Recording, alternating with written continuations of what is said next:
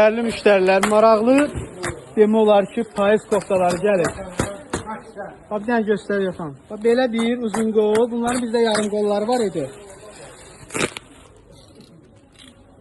Bu nədir? Kapşon kalıbı.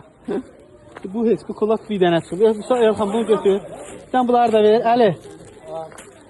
Bir dənə bunu da göstər, aç bir dənə çıxardağım.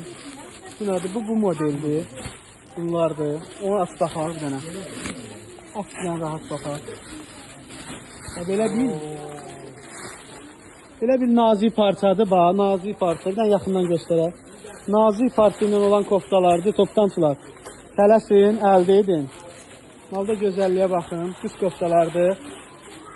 Parçası qalın deyil də, yəni əsil indi maldır. Yaydan çıxıb payız malına girmək üçün həm modelləri, razmerləri, çeşidləri var. İndi çalışdığımız qədər videoların, şəkillərin çəkib göstərəcəyi, arkada olan, aslı olan modellər də var. Bunlar Spiderman dəsti. Deyəsən, bu meşok qarışıq olub. Sən də o modeli aç görə bu nədir? Bu bundandır, elə.